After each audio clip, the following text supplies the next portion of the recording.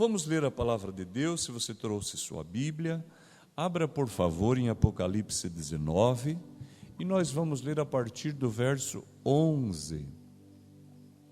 Na última ministração, a gente já adiantou alguns pontos, no domingo.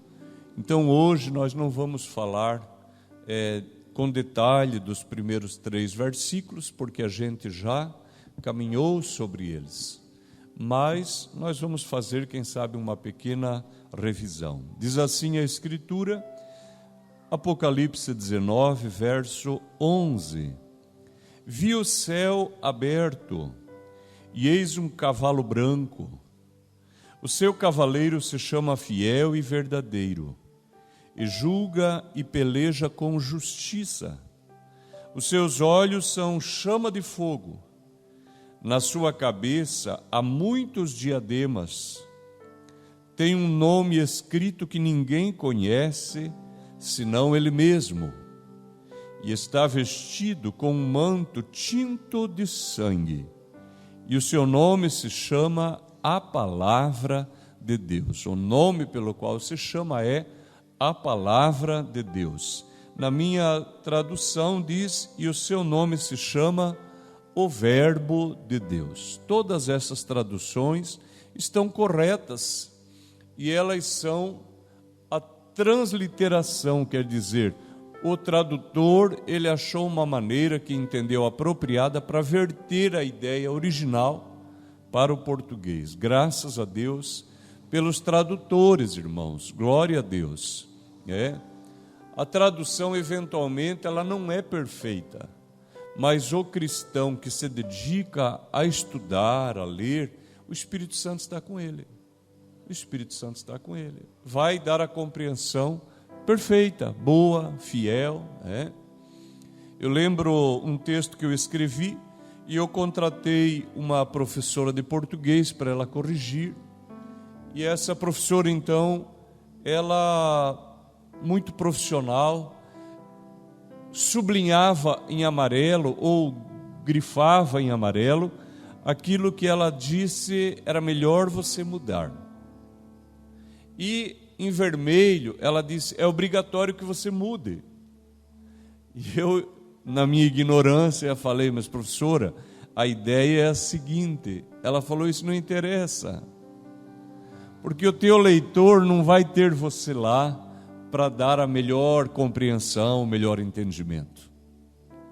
Agora veja nós, que bênção, irmãos. A palavra é de Deus, nós somos de Deus. O Espírito Santo que instruiu o redator inicial, ele está aqui agora, está na nossa casa quando nós lemos. Notaram, irmãos? Então é maravilhoso servir ao nosso Deus.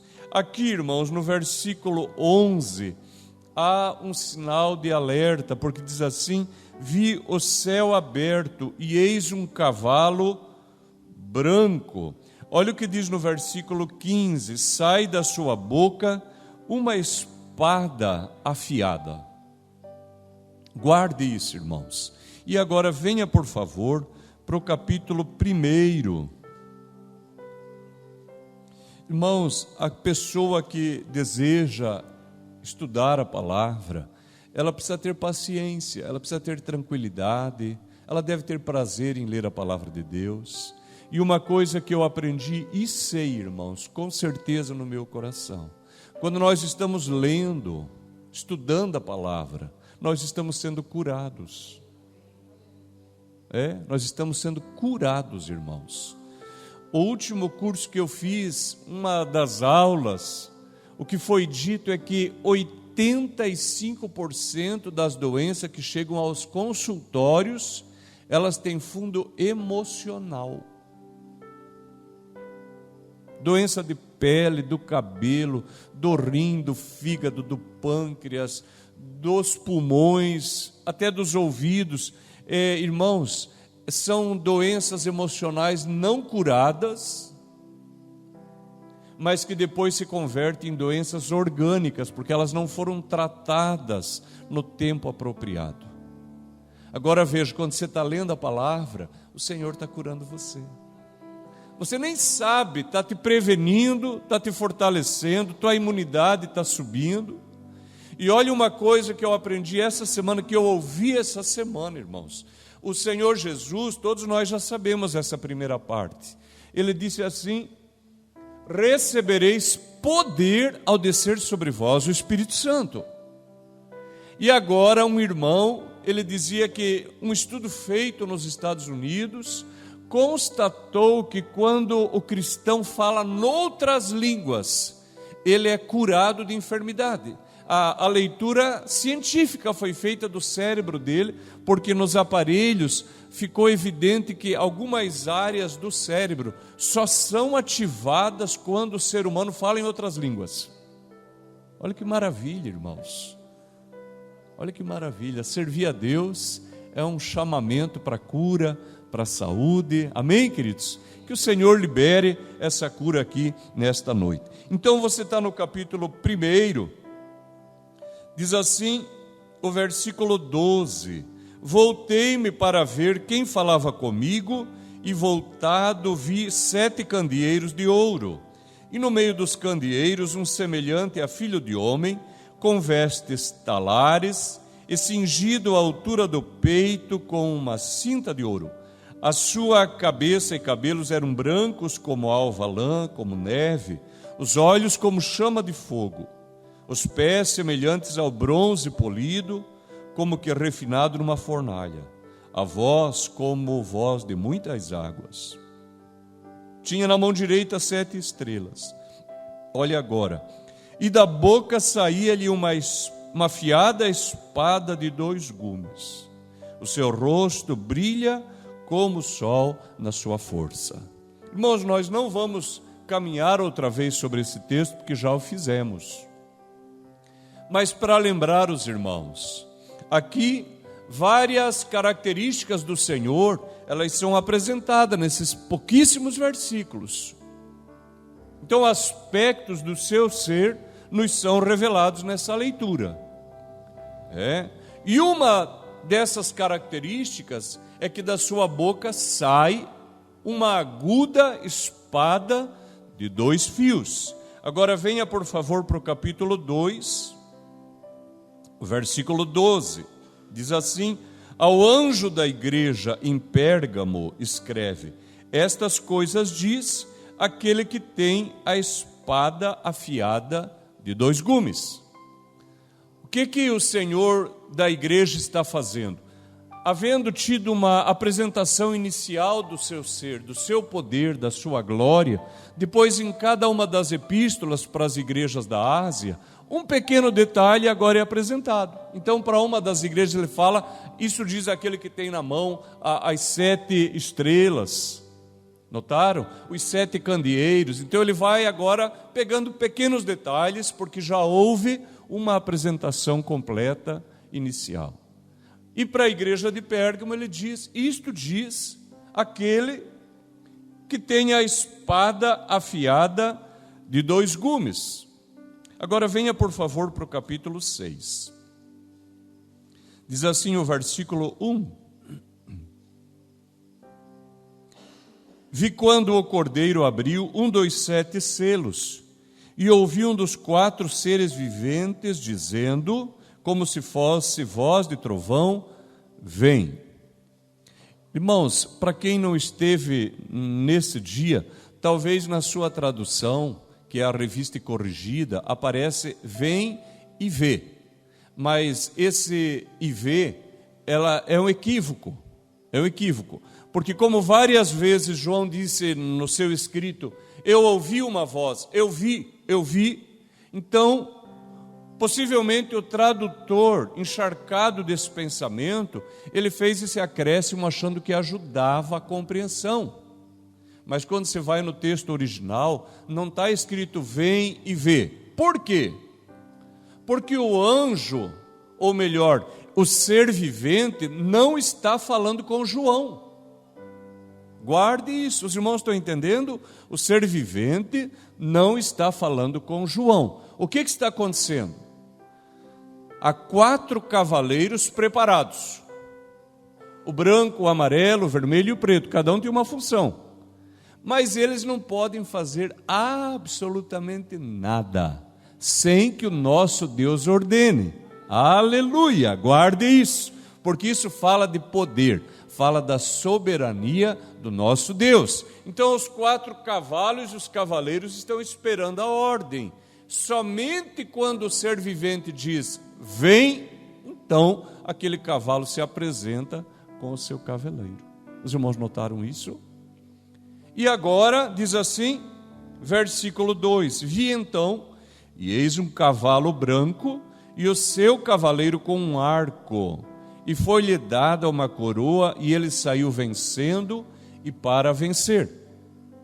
Irmãos, a leitura é rápida, e sem comparar com outras partes do Apocalipse, pode levar uma pessoa a entender que esse cavalo, com o seu cavaleiro, são Jesus, porque diz, vi um cavalo branco e o seu cavaleiro com arco, e foi-lhe dada uma coroa, ele saiu vencendo e para vencer. Parece que é Jesus, é que a ideia é exatamente essa. Por quê? Porque é o cavalo do engano. É o cavalo do engano. Quando você lê Apocalipse, você nunca vai achar o Senhor Jesus com um arco, nenhuma vez.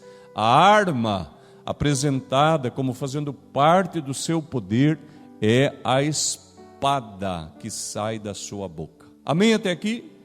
Agora vejam, irmãos, uma parte da igreja frequentemente sucumbe a esse cavalo branco, que é o cavalo do engano. Esses dias eu assistia um vídeo de um pastor, ele é de uma outra denominação, o correto é dizer que ele é de uma seita, eu não vou dizer o nome dele, e ele fazendo uma interpretação de 1 Coríntios capítulo 14, versículo 2, onde o texto diz, aquele que fala em língua, ninguém o entende, porque não fala aos homens, mas com Deus fala de mistério. Olha que lindeza. Irmãos, a glossolalia, o dom de falar em outras línguas, nós podemos encontrar na Escritura, organizado em 3 partes. Primeiro, é a pessoa que nunca falou noutra língua, nunca estudou um outro idioma e capacitado pelo poder do Espírito Santo, fala uma outra língua subitamente.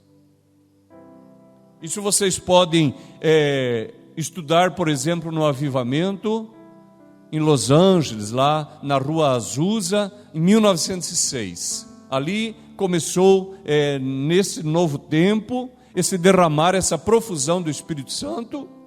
E uma das irmãs, ela tinha sonhado na noite anterior, que ela abria uns cartões, e ali apareciam 6 idiomas diferentes. Eu não sei se eu vou lembrar todos aqui de cabeça.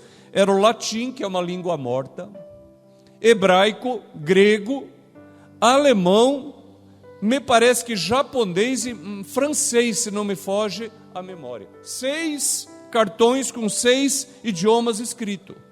No outro dia, quando ela estava no culto e desceu o Espírito Santo, de repente ela começou a falar 6 idiomas que ela não sabia, nunca tinha estudado, pelo poder do Espírito Santo. Isso é o que está em 1 Coríntios 13, falar a língua dos homens. E como se fosse pouco, ela que não tocava piano, que não era musicista, cheia do Espírito Santo, sentou-se ao piano e começou a tocar. E toda vez que a glória de Deus descia, ela sentava ao piano e tocava, ela que não tocava piano. Os irmãos entendem? Isso é a capacitação sobrenatural para a obra do ministério.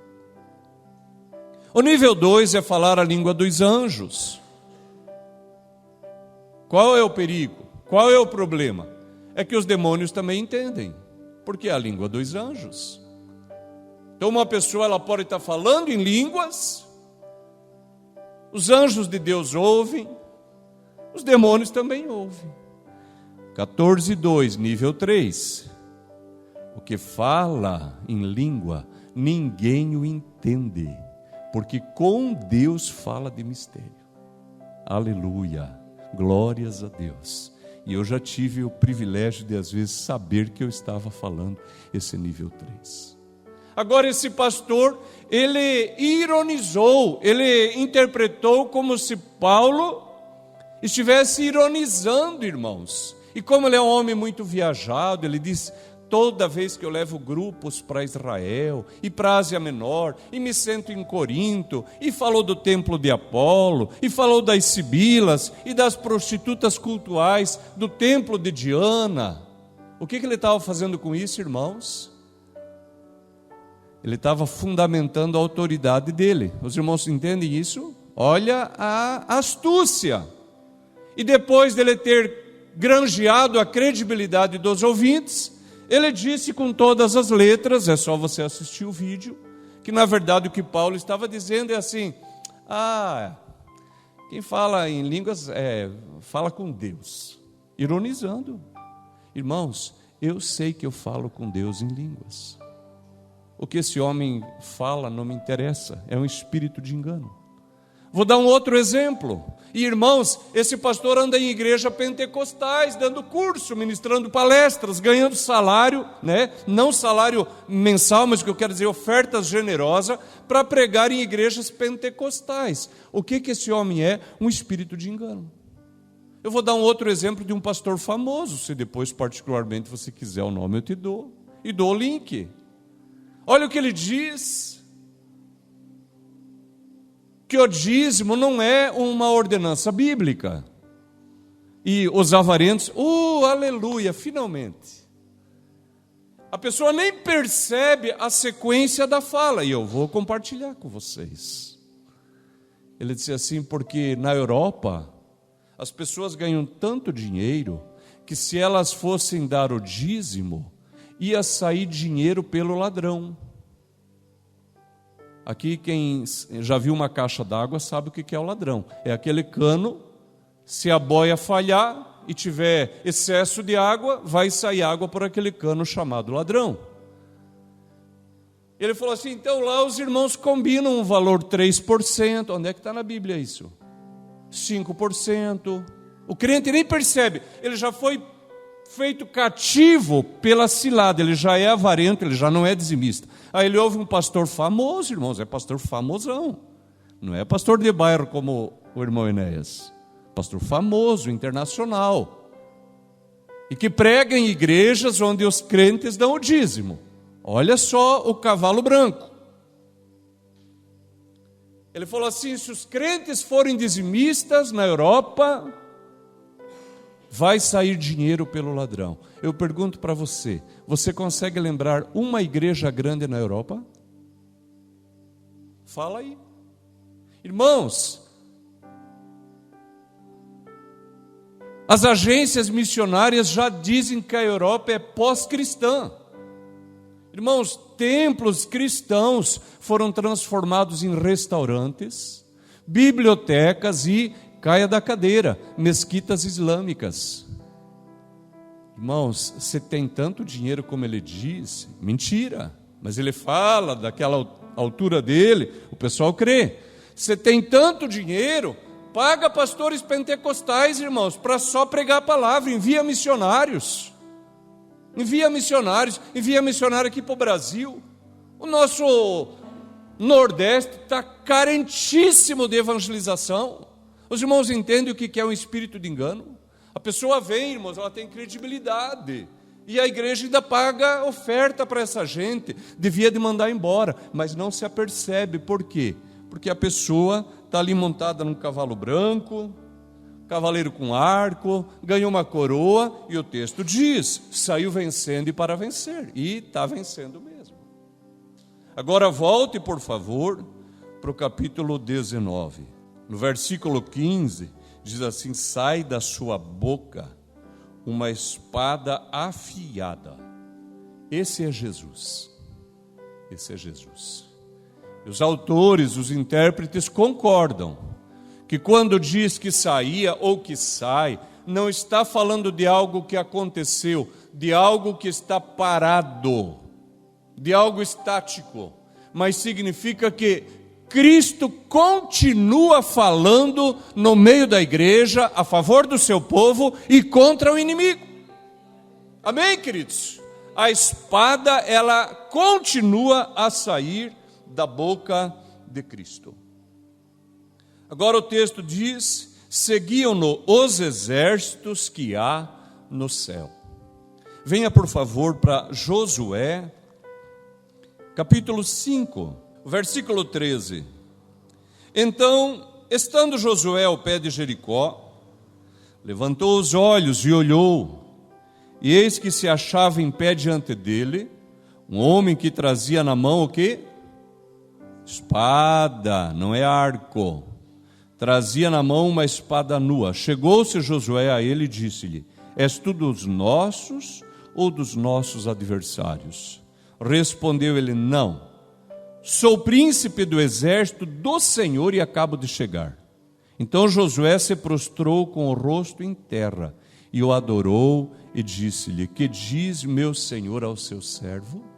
Olha só, nós vimos aqui no domingo que diante da grandeza e da beleza da revelação, João tinha se ajoelhado para adorar o anjo que fazia as revelações, e ele falou: não faça isso, eu sou conservo teu e de teus irmãos, adora a Deus. Quem lembra dessa leitura?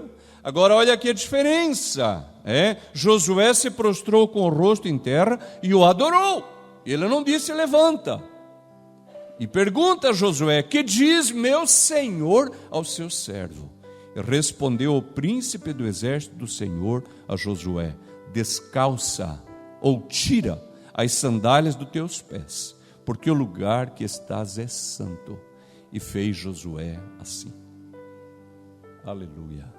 Você lembra um outro lugar onde aconteceu essa mesma palavra? Tira a sandália dos teus pés? Lá em Horebe, quando o Deus que habitava na sarça chamou Moisés de dentro da sarça: Moisés, Moisés. E Moisés temeu olhar para o Senhor e disse: quem é, Senhor? E a voz disse: eu sou o Deus de teus pais.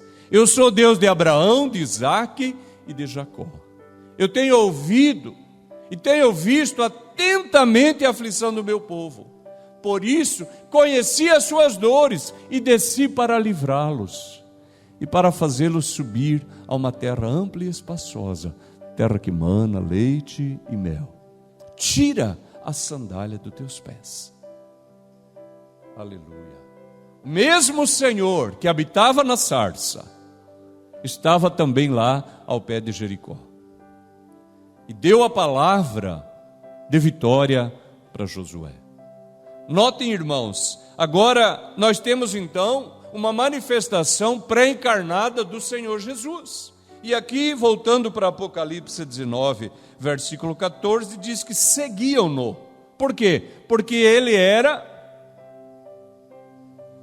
o chefe, ele era autoridade, ele seguiam-no os exércitos que há no céu.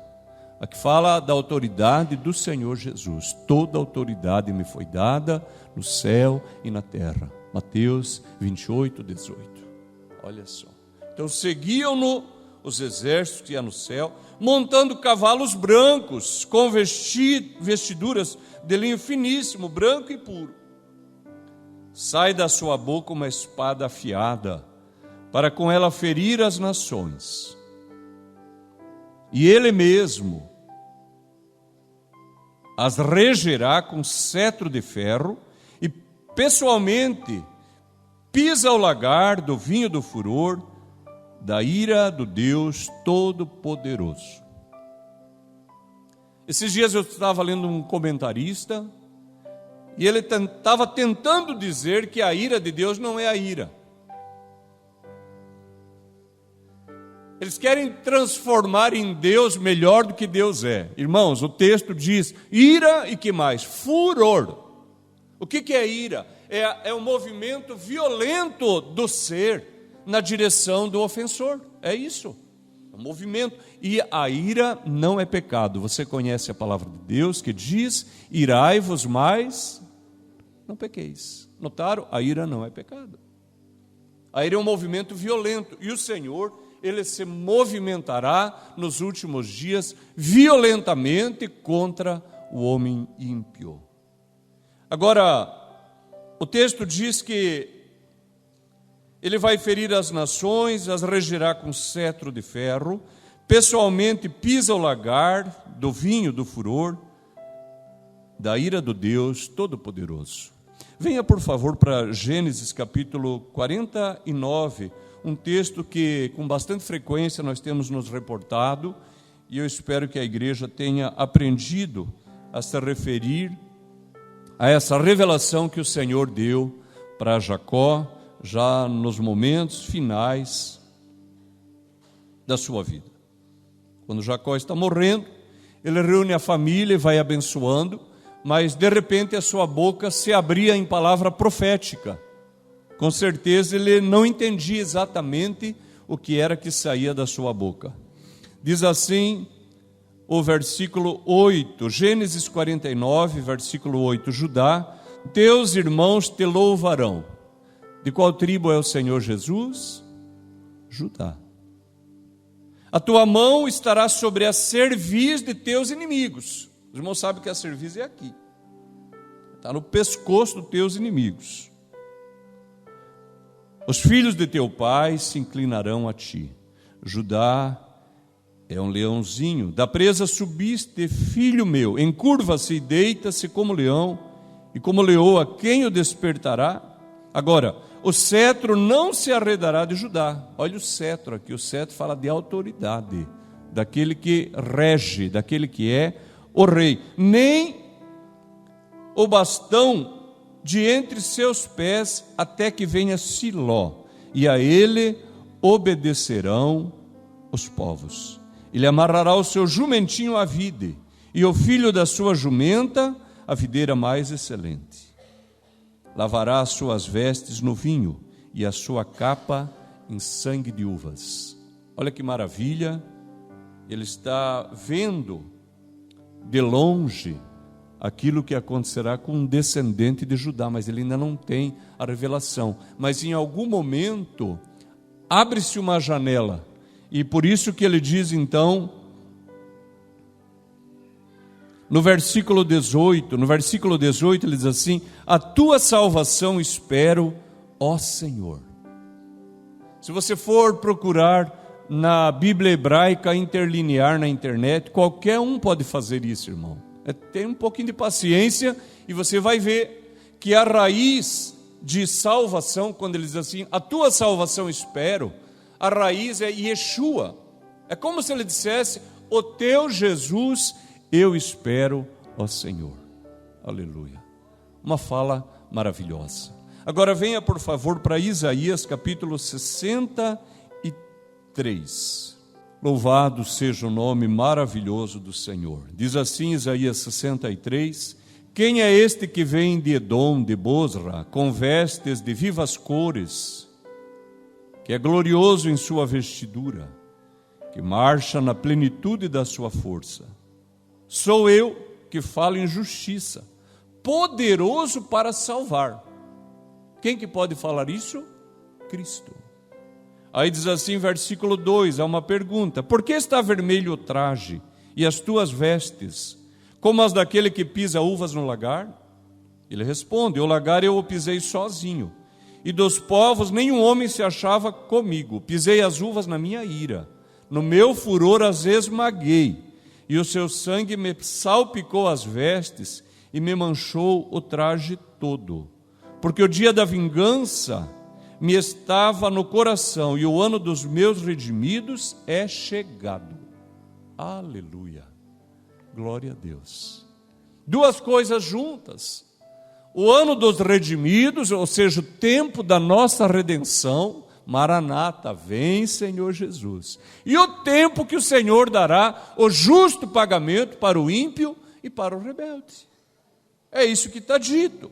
Então vejam, no versículo 15, voltando para Apocalipse,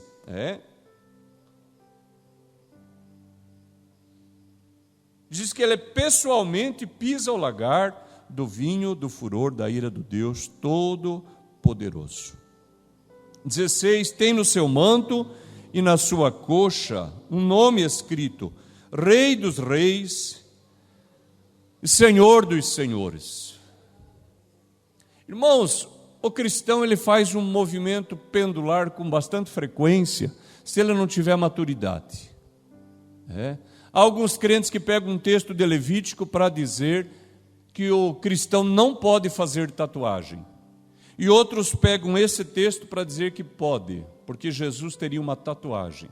Irmãos, isso aí é uma exegese péssima, é uma abordagem primária das Escrituras.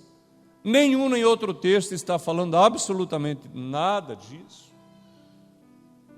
E cada cristão deveria pensar quando considerar fazer uma tatuagem. A hora que eu fizer uma tatuagem, eu estarei me assemelhando a Cristo ou ao mundo? A pergunta, você não pode fugir disso. O nome cristão já diz: somos discípulos de Cristo. É isso.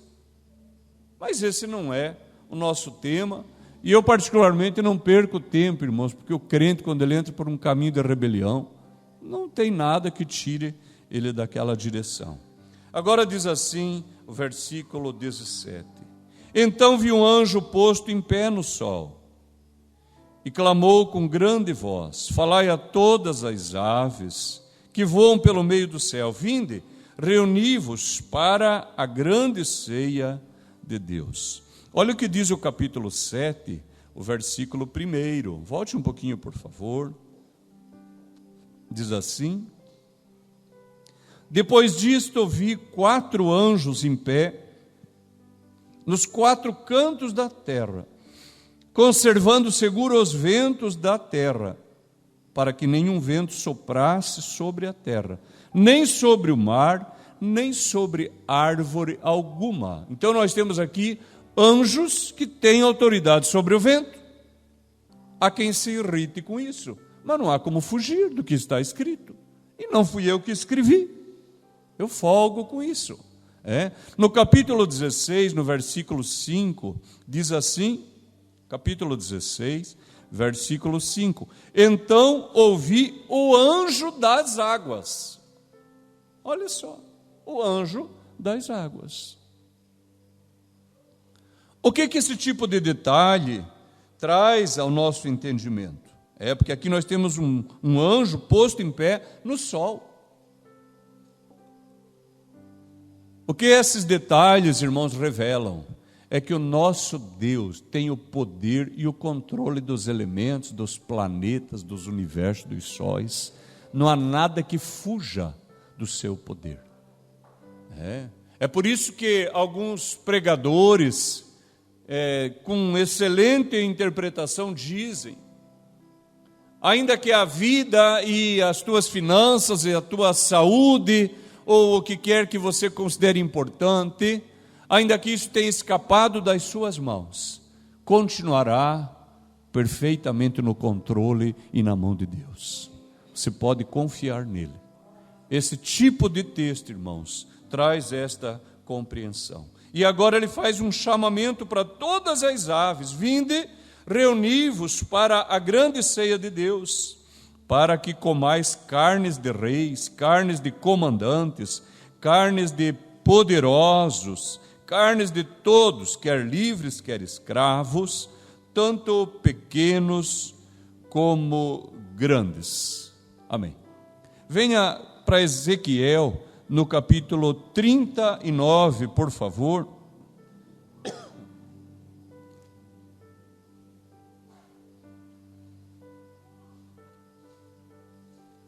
Ezequiel 39.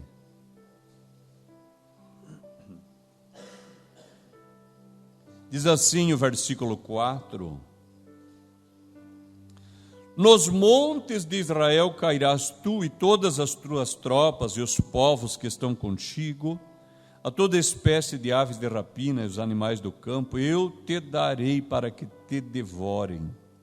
Agora no 17 diz assim: Tu, pois, ó filho do homem, Assim diz o Senhor Deus: dize às aves de toda a espécie e a todos os animais do campo: ajuntai-vos e vinde, ajuntai-vos de toda parte para o meu sacrifício, que eu oferecerei por vós, sacrifício grande nos montes de Israel, e comereis carne e bebereis sangue.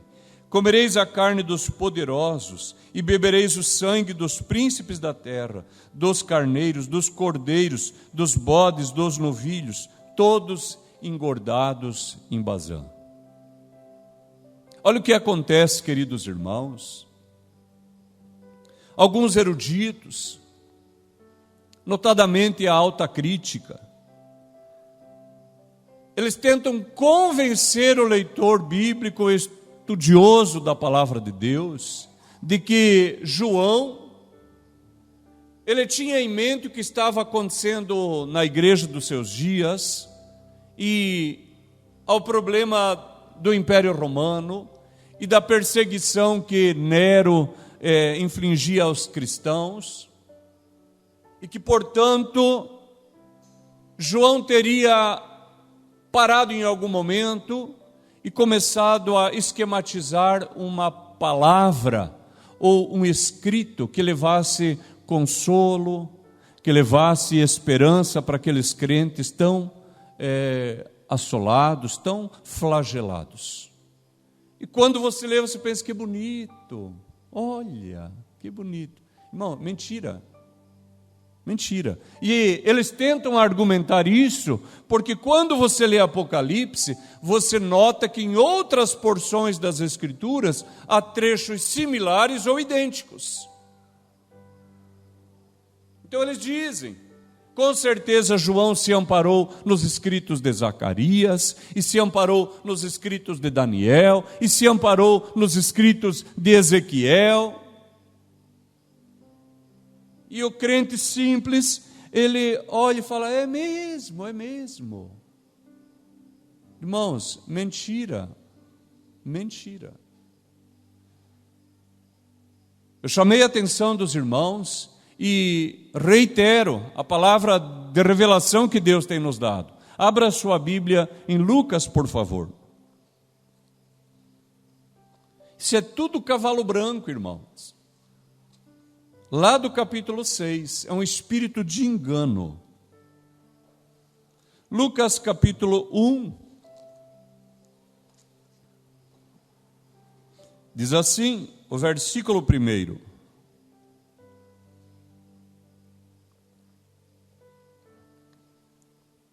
visto que muitos houve que empreenderam uma narração coordenada dos fatos que entre nós se realizaram, conforme nos transmitiram os que desde o princípio foram deles testemunhas oculares e ministros da palavra, igualmente a mim me pareceu bem, depois de acurada investigação de tudo desde sua origem, dar-te por escrito, excelentíssimo Teófilo, uma exposição em ordem, para que tenhas plena certeza das verdades em que foste instruído. Amém? Aqui nós temos o evangelista dizendo: o que eu vou contar não foi revelação. O que foi me transmitido, eu não vi, eu não sou uma testemunha ocular. Eu não ouvi as falas. Tudo que eu tenho já é em segunda, terceira pessoa. Eu não participei das coisas que eu vou escrever. Eu estou fazendo uma pesquisa acadêmica, sistemática, e vou ordenar e vou compartilhar com você. Pergunto para os irmãos: o Espírito Santo estava com Lucas? Estava. É um escrito inspirado? É inspirado. Mas foi ele que moveu-se. Foi ele que moveu-se. Irmão, leia o Salmo 91, não agora. Leia o Salmo 91 na sua casa, com bastante paciência. E o irmão vai notar que às vezes o salmista está falando e de repente Deus fala direto com ele. E aí o salmista volta. O que isso significa? Que ele quis escrever um salmo de adoração ao Senhor. E ele foi tão tomado que a inspiração de Deus veio e o Senhor falava diretamente com ele. Porque ele começa a dar um testemunho positivo de Deus. Aquele que habita no esconderijo do Altíssimo, a sombra do Onipotente descansará. Ele quis escrever. E de repente o Senhor se intromete e fala assim: porque de um modo tão profundo me amou, eu o colocarei num alto retiro. Notaram, irmãos? Deus começa a fazer promessas. E é o que acontece com Lucas. Ele quis fazer e o Espírito Santo o ajudou e o inspirou. E quando você começa a ler Atos, que é a continuidade do escrito de Lucas, ele também não escreve em primeira pessoa, mas a partir do capítulo 16, você vai notar que ele começa a mudar o pronome, que estava na terceira pessoa do plural. Ele está sempre falando eles, muda para a primeira, ele fala nós, porque a partir de um momento ele é participante. Então aqui nós temos honestidade do evangelista. Agora, quando você começa a ler Apocalipse, venha por favor para o capítulo 1.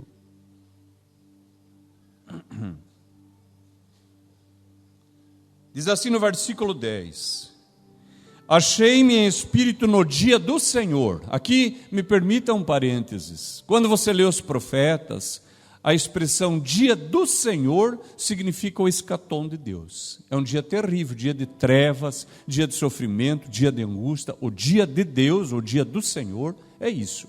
Mas quando João escreve, não pode ser o dia do Senhor, porque ainda não chegou. Então do que é que está falando? Do domingo. Do domingo. Você pode ver isso porque o Senhor ressuscitou no domingo, o Pentecostes é num domingo. O apóstolo Paulo escreveu: no primeiro dia da semana cada um ponha de parte a sua oferta. Notaram? Os cultos já eram no domingo, então ele fala no dia do Senhor. Achei-me espírito no dia do Senhor e ouvi por detrás de mim grande voz como de trombeta dizendo: o que vês escreve. Ele decidiu fazer alguma coisa? Não, ele recebeu uma ordem: o que você vê, escreve. Eu já chamei a atenção dos irmãos que no capítulo 4, já chamei a atenção dos irmãos, que no capítulo 4 uma porta é aberta no céu, ele é chamado para subir ao céu, e aqui no capítulo 19, versículo 11, todo o céu se abre. Irmão, não é uma decisão dele. Ele recebeu uma ordem de Deus para escrever. Então ele não montou nada. Agora, como que é possível que aqueles textos estejam aqui? Ora, o Senhor que estava lá. O Espírito Santo que estava lá. Agora estava aqui, contando tudo o que vai acontecer. É isso. Ele contou umas partes para Ezequiel, umas partes para Daniel, contou para Zacarias e agora contou essas mesmas coisas para João e ainda ampliou o que ele já havia visto no livro dos profetas. Agora no versículo 19 diz assim: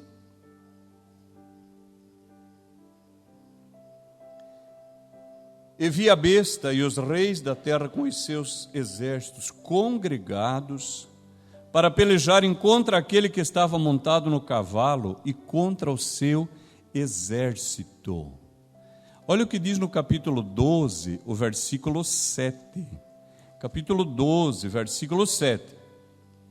Houve peleja no céu, Miguel e os seus anjos pelejaram contra o dragão. Aqui, irmãos, nós temos uma peleja num nível. Agora, no capítulo 12, ainda o 17, diz assim: irou-se o dragão contra a mulher e foi pelejar contra os restantes da sua descendência, os que guardam os mandamentos de Deus e têm o testemunho de Jesus. Olha só, há primeiro essa peleja entre Miguel e o dragão, depois há uma perseguição contra os descendentes da mulher, os que têm os mandamentos de Deus, o testemunho de Jesus, Depois no capítulo 13, versículo 7, diz assim: foi-lhe dado também que pelejasse contra os santos e os vencesse. Amém. Só que agora a peleja é franca. Diz assim: pelejarem contra aquele que estava montado no cavalo e contra o seu exército. Irmãos, hoje existe muita peleja disfarçada. Peleja contra Deus, mas disfarçada. Quando a lei autoriza que o seu vizinho faça o barulho que quiser, e não adianta você chamar a polícia, não adianta você fazer nada, você não vai conseguir nada. Mas se a igreja fizer barulho depois das 10 da noite, ou se antes desse horário, uma irmã falou, irmão Enéas, a nossa igreja foi fechada porque antes das 7 nós estávamos fazendo ensaio. A igreja fecha. Alguém acha, não é perseguição. Claro que é. Porque senão valeria para todos. É perseguição contra a igreja. Estão tentando amordaçar os crentes. Agora, eu estava vendo que já está implementada no Canadá uma lei que se você tratar uma outra pessoa e o teu tratamento não for conforme essa pessoa se auto-percebe, se é Carlo, mas a pessoa se percebe Carla, e você tratar como Carlo, você pode pegar 6 meses de prisão. E tem gente que acha que isso é defender as minorias, é defender os excluídos. Não é perseguição contra Cristo, mas está disfarçado de perseguição contra a igreja. Mas aqui agora está chegando no final. Aqui é declarado pelejarem contra aquele que estava montado no cavalo e contra o seu exército. Agora é uma guerra declarada contra Cristo. Mas o versículo 20 diz, a besta, porém, foi aprisionada, e com ela o falso profeta, que com os sinais feitos diante dela, seduziu aqueles que receberam a marca da besta e eram os adoradores da sua imagem. Os 2 foram lançados vivos dentro do lago de fogo, que arde com fogo e enxofre. Amém. Olhe só. A besta e o falso profeta, lançados vivos dentro do lago de fogo. Irmãos, nós vamos ver que essa cena aqui, ainda é antes do milênio. Irmãos, ainda não tem ninguém no lago de fogo. Não tem? Nem o diabo não está lá. Quem vai inaugurar o lago de fogo? Está aqui, a besta e o falso profeta. Eles já estão julgados, eles nem vão passar pelo trono branco, irmãos. Já vai direto para o lago de fogo. 1000 anos antes do trono branco, irmãos, porque ainda haverá um milênio, depois que se instaurará o trono branco. 1000 anos antes, eles já estarão, o texto diz, lançados vivos. Então, se alguém perguntar para você, quem vai inaugurar o lago de fogo? A besta e o falso profeta. Os restantes foram mortos com a espada que saía da boca daquele que estava montado no cavalo, e todas as aves se fartaram das suas carnes. Amém. Queridos irmãos, esta palavra, ela traz algumas lições, irmãos. Em primeiro lugar, que a palavra de Deus, ela é fiel. Ela é perfeitamente confiável. Você pode ler e você vai identificar um fio condutor que vem lá do Gênesis, irmãos. Escrito 1500 anos antes de Cristo, e vem passando através dos séculos, e chega até o Apocalipse de João. E quando você vai juntando as partes, vai aumentando a revelação, não vai entrando em contradição, a luz vai aumentando. Essa palavra, ela também deixa claro, irmãos, o poder do nosso Deus, a autoridade e o senhorio de Cristo Jesus. Essa palavra também deixa claro que haverá um dia que nós estaremos para sempre com o Senhor. Aleluia. E a igreja que foi humilhada, perseguida, envergonhada, verá os inimigos de Deus recebendo a justa punição pelas suas escolhas. Eu me admiro de ver alguns cristãos que eles são tão bons, que eles falam, não, a igreja não vai se alegrar. A Deus não vai fazer vingança. O Senhor disse, a vingança é minha, eu retribuirei. Alguém já leu? Irmão, você não consegue fazer Deus melhor do que Ele já é. Ele já é bom, Ele já é amor. Mas o que mais que Ele é? Justiça. Vamos orar? Ó Senhor, nós te bendizemos, Senhor. A verdade é que nós te adoramos. Cada um que veio a este lugar veio por causa da tua palavra. E porque confiamos inteiramente nela. Até mesmo quando não compreendemos, quando a nossa mente não alcança a plenitude da revelação, ainda assim escolhemos crer no Senhor. Ó Deus, a nossa fé, nossa família, a nossa vida, tudo está, Senhor, edificado sobre a tua palavra. Ó Deus, abençoe cada um aqui que veio para ouvi-la, Senhor. Libere aquela cura de que o Senhor falou ao seu servo. Ó Deus, a depressão, a angústia, tristeza profunda. Ó Deus, pânico, ansiedade. Ó Deus, cura, Senhor, a igreja. Que cada um, Senhor, pelo conhecimento da tua palavra seja curado. E que isso não venha se transformar em doenças orgânicas. E se para algum isso já aconteceu, o Senhor, que é todo poderoso, cure nesta noite.